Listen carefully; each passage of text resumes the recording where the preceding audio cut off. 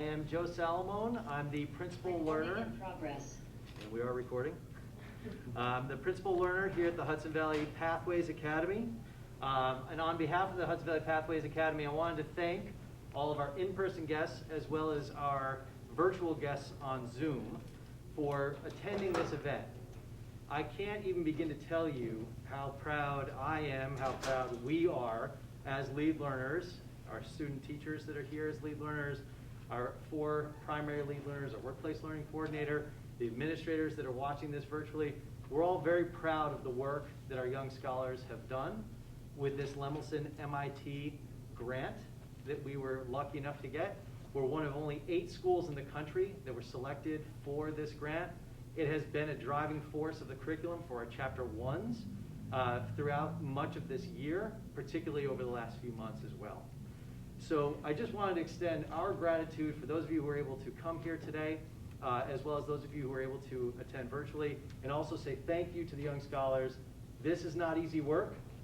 This is work that requires you to be adaptive, to be prepared to change, to be prepared to invent, to be prepared to accept failure in certain circumstances and then get over those hurdles and move forward. And we're all really proud of the work that you've done, and we're proud of the work that's yet to come.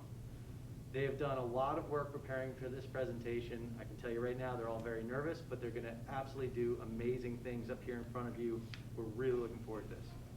We're also very lucky, and I do want to point him out here, to have Noah Smith, who is the lead learner who's been the lead on this project.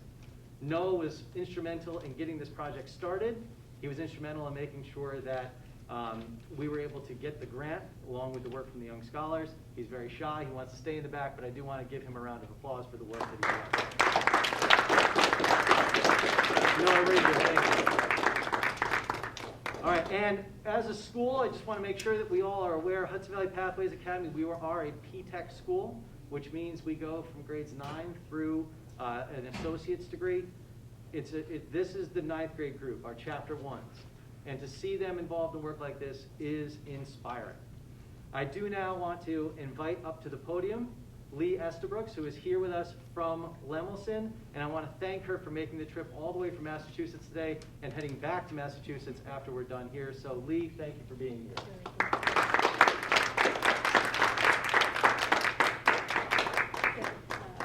Yes, I'm going to head back before the snow. How much snow are we due to get here? A foot, yeah. Good afternoon. My name is Lee Estabrooks, and I'm the Invention Education Officer with the Lemelson MIT program. The Lemelson MIT program is a sponsored program within MIT School of Engineering. Inventors are not born. Inventors are made. And we've been working to make inventors since 2003. And since that time, we have actually worked with well over 300 invent teams. And I'm very proud to say that of those invent teams, 13 of them have actually received a U.S. patent. Our faculty director is Professor Michael Sima. And as I was walking through the back area over there, I think that's your robotics area? Yeah, I saw some 3D printers. Professor Sima was actually one of the original co-inventors of 3D printing. So I'm always excited to see 3D printers when I come into schools. Professor Sima says that inventors are curious, empathetic leaders. And while you are learning a lot of technical skills during your time inventing, I also want to encourage students to remain curious. Develop your empathy for the users of your invention and become the leader that I know you will be. Now, these are first years. Just think what they're going to be inventing second, third, fourth, fifth, and 6th year. This is just really astounding. Invite me back in 6 years. I want to see y'all graduate. On behalf of the Lemelson MIT program, we have some viewers on Zoom. Hi team. It's great to be here, and it was great to see you on the monitor a few minutes ago. But on behalf of the entire Littleton MIT team, our executive director, Dr. Stephanie Couch, Clara Maybor, who I know that you've been working with, our infant teams administrator, I want to say thank you. I want to say thank you to this community, to the mentors that are here with us, to the professors from the college, thank you for being here, and thank you parents for being here, and thank you for supporting your students in the great work that they're doing. Without further ado, we're here to hear what the students are working on, and so I'm going to turn it over to Jonah to take us through this mid-grant technical review.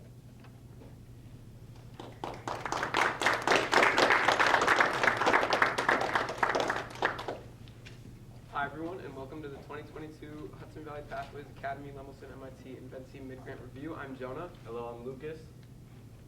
Thank you for taking your time out of your day to listen to our presentation in our in-progress tick detection device. Before we tell you any more about our device, we're here to tell you about some of the things that make our school different from the traditional public high school, which usually includes lazily listening to a teacher spit out some information and then regurgitating that information back onto a packet. In our school, we take a more hands-on approach on learning process. We're a countywide early college high school located in Stone Ridge, New York. Almost all of these experiences we get here are authentic and with lots of project-based learning and workplace learning challenges. This opportunity to work with MIT Lemelson is a great example for one of those things that we do here. With our tick detection device, we hope to reduce the harm of Lyme disease internationally. With all that being said, once again, thank you all so much for coming. And with that, here's Isaiah.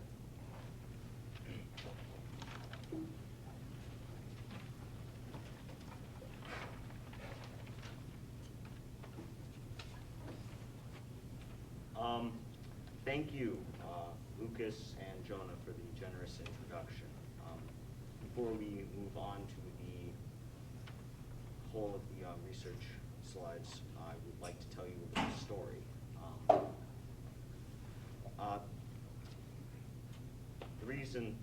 One of the reasons this project is so important to many of the students here is because some of us and many of our family members have actually contracted and suffered from Lyme's disease. For me, it was my grandmother, and it was a huge strain, the stress of her being so violently ill on the family, on her work life. Even now, she still suffers from it, from her physical state somewhat deteriorating because of it, and food allergies discovered from it. So when we received the grant from MIT Lemelson, we almost immediately got in contact with tick expert Brian F. Ledette and began our research. Here to tell you about that research is Gabby.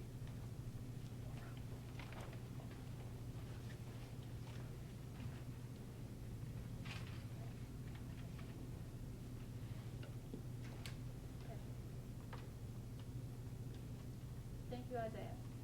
I'm Gabby, and I'll be sharing some of the research we have done about Lyme disease in ticks. In the U.S., the majority of vector-borne disease cases are caused by ticks, with more than half of these cases resulting in Lyme disease. Around 50,000 Americans are infected with Lyme disease in the recent years, shown by this graph highlighting the number of emergency room visits for tick bites. As you can see on this map from the CDC, the Northeast, and more particularly the tri-state area, is ground zero for Lyme disease, especially during the summer months. In this 2001 map, every dot represents a case of Lyme disease.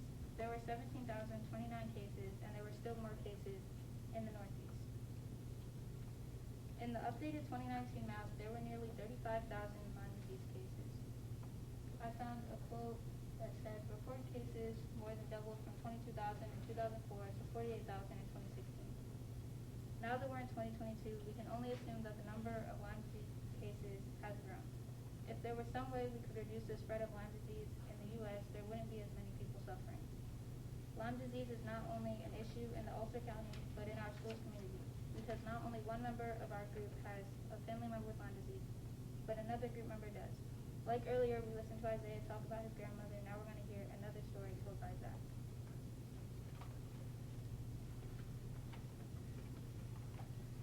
My name's Zachary. My family and I have outdoor cats, which means they take home insects such as ticks. These ticks can jump off the animal and latch on the human, which can transmit tick-borne diseases. When I was about 7 years old, my siblings Maria and Miguel got Lyme disease. Their first symptoms were facial droop and mental fatigue. A few hours later, half of Maria's body became paralyzed. This was really scary for me as a kid watching this happen to my sister. I would imagine this would be scary for any kid. But maybe if we had our tick detector to prevent this transmission of Lyme disease, my sister wouldn't have experienced that. Now to welcome the design team. Sorry.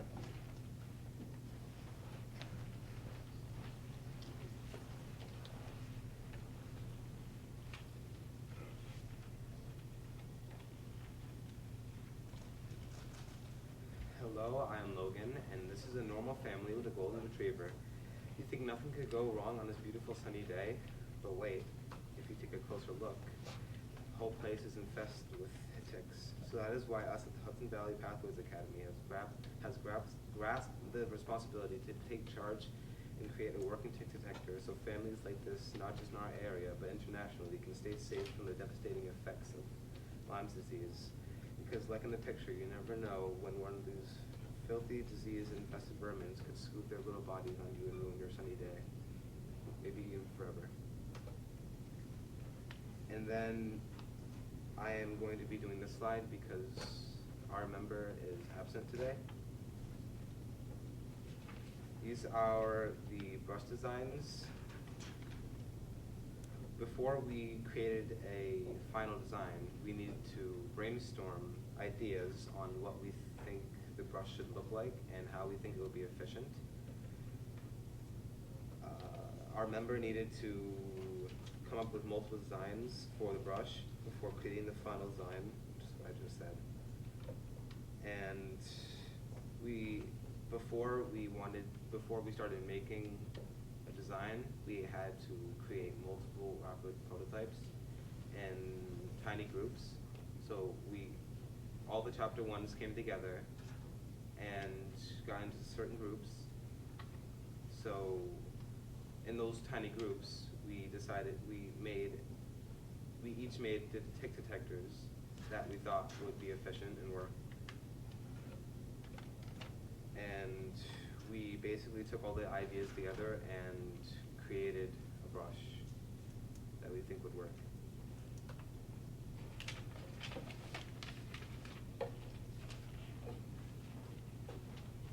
Hi, I'm Tucker, and I was one of the catters along with Aiden and the design team. After our rapid prototyping, we started catting an inventor, which was taught to us in our CAD class. One of the main components was our case design. The design had to be easy to use and handheld. It also had to be able to move fur out of the way to find ticks. Once it was designed, we then printed it out with our MakerBot 3D printer. I'd like to welcome to you my friend Aiden, who not only gave me the handle blueprint, but also has helped me make integrations along the way. Hi, my name is Aiden, and I made the handle for the case because Tucker didn't have one, so I came in to help. When I was done with that, Tucker and I worked together to make integrations on the case and handle while keeping a sleek and ergonomic design. Some integrations that we made were with the handle to add more support because it was too weak, and we fixed the case flaws because we accidentally made it only 1 millimeter thick and break easily, so we had to make it sturdier. And now I'll hand it back to Logan, who will talk about an important asset of this process. Hello again. We needed a reference material to make this brush, so this guy came in handy. He has a relatively silly name. His name is Demetrius DeMarcus Bartholomew James III Jr., but you can call him James for short because it's a pretty long name. And we've been working with him for the past 2 months, and he's been a critical point in our progression on the tick detector. Yes, helps us find what bristle types we need to use for the varying dog hair types.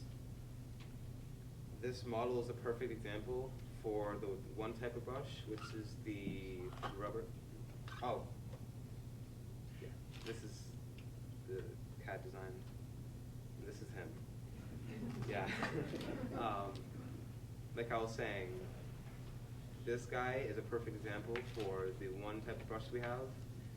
The bristles we have is rubber, and the reason we have the bristles is so it can spread the hair out while not fighting the dog, so you can get through it and see the ticks with the camera that we have.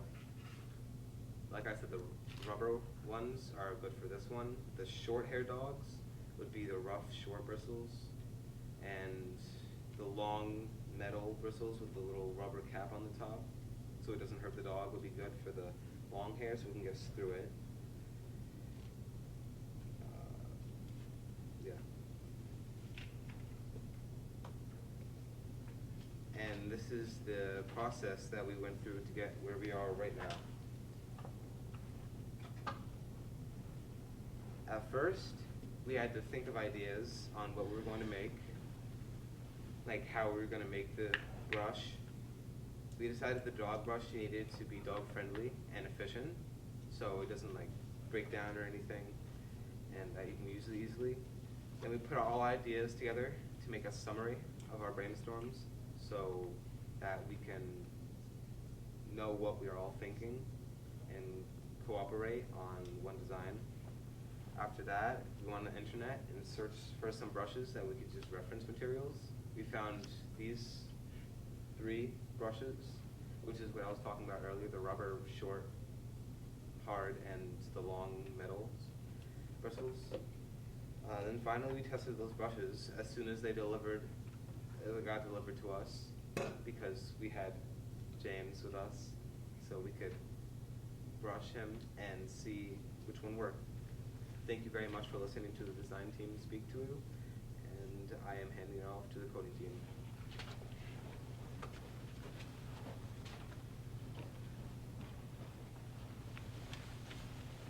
Hello, my name is Tavi.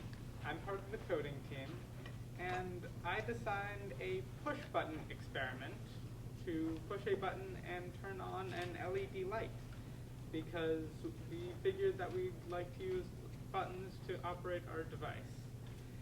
And that was a good way for me to learn more about problem solving and coding troubleshooting, and to always check hardware before code, because I made that mistake once and I don't plan to again. And this is a simple flowchart of how our inputs, our sensor, and some buttons will hook through into our outputs, the screen and the speaker.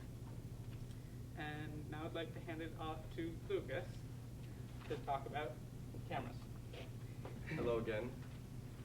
So my part of the coding team was basically wiring and trying to set up this MLX90640, which is a thermal imaging camera. And also we're using a Raspberry Pi, which is basically like a small little computer that has you can just type in the code and get it all set up in there. So first I did a little research on what we should use. I came to the conclusion of probably thermal imaging to try and detect the tick. After that, I found a tutorial, wired it all correctly, hooked it up, and then downloaded all the libraries that I needed to have to get a functioning infrared camera. So at the first of this progress, I know a little bit how to code, so I learned a lot by doing this. And now I'd like to give it off to Brendan, who will explain the future of our tick detector. Hello, I am Brendan, and I'm here to talk to you about the future of our tick detector. But first, I would like to say that I am grateful to be working on a project like this with my friends and other teammates here at PTech. And I hope that next year's Chapter 1s will be able to work on a similar project like this, and I hope they have a lot of fun doing it. So for our future objective with our tick detector, we are planning on merging the touchscreen and thermal camera in the case together to make the tick detector work properly. And hopefully we can get this product out sooner rather than later so that it will be able to help a lot of pets and their owners be safe from Lyme disease, and hopefully this will get rid of most of it and lower down the cases. Thank you for listening to what I have to say, and I would like to welcome back Lucas to the podium. Hello. So I'm part of the sustainability team. So what we're trying to do is trying to make the product eco-friendly and be able to get all the parts we need. So we were using a Raspberry Pi as a prototype, but as we know nowadays, those are really hard to get. So in the future, we're looking for a more sustainable semiconductor to use. Now I'd like to give it off to the communications team.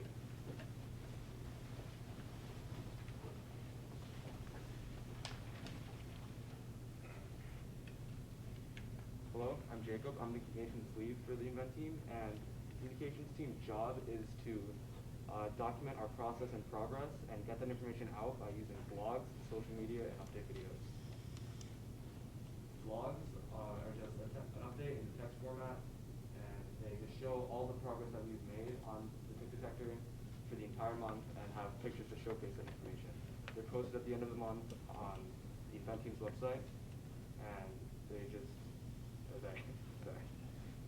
and so something that I've learned from writing these blogs, I've learned how to use my writing to just show a bigger purpose in something for a public audience. Next, I'd like to give it to Jonah, who's our social media facilitator. Hi again, I'm Jonah. I'm the social media facilitator for our Invent team. I've been working with Instagram and Twitter in order to push out updates and student profiles for our Invent team. A goal for our social medias are to, of course, expand our reach and allow the general public to get a better look at our Invent team. In the future, we hope to first grow our follower count and push out more update posts and student profiles. And next, I will hand it off to Wade. Hi, I'm Wade. I was the videographer for the communications team. I recorded interviews so we could make an update video. These update videos would record our progress on the tick detector. We would interview each team and see what their progress and perspective was on how it's going. These videos would play on the monthly open house. I learned one thing. I learned how to make professional emails. These emails help me get the food that is over there. Hello, my name is James, and my job in the communications team was to interview and talk to other group members about what they're doing, and to then take that and put it into an update video.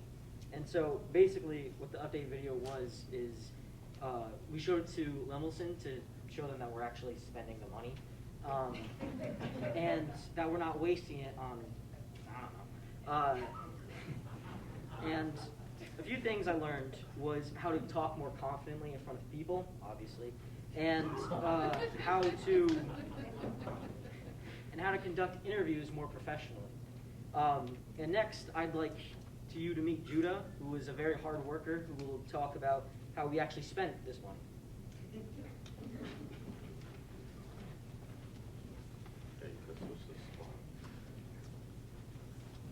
Hello, my name is Judah, and I'm going to show you how we use the money to build our tick detector. We didn't have access to the funds until December. We spent most of our funds on infrared cameras, prototyping, and electrical equipment. In January, a lot of our members got COVID and were quarantined. We also had a lot of snow, so we did not know what to get, and we could not work as much. In February, we've been trying to figure out what to buy and what we want and need.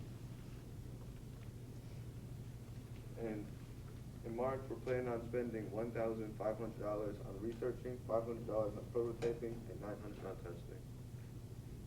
And then this is just a pie chart of like percentage of how much money we spent on each thing. So electrical equipment we spent 51.9%, and sensors and cameras we spent 39.4%, etc. And now I want to welcome back Jonah and Lucas for the conclusion. Hi, again, I'm Jonah, as you all know. I'd like to thank you all so much for coming and listening to our presentation on our In Progress Tick Detector. We hope that you're satisfied with our progress, and we look very much forward to hearing your feedback and questions. Thank you.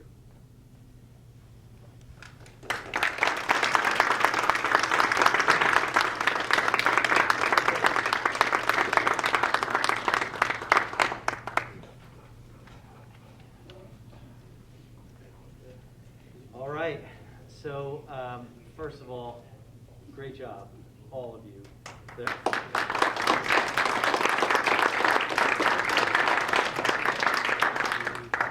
So I know I'm not a parent to anyone sitting over here. I know we have parents that are here in the audience. But I will say, given the amount of time that we all spend with our young scholars, as I'm standing back there looking at the other lead learners, it's very emotional, very exciting for us to witness young people come up here and speak about something as sophisticated as this with such confidence. So I'm proud of you. I think you did an amazing job. I'm so happy that we're involved in this, and I can't wait to see how this unfolds. But I do want to talk about what comes next. Actually, I'm going to invite Noah Smith to the front here so he can tell you all that are in person what comes next. So come on up, Noah.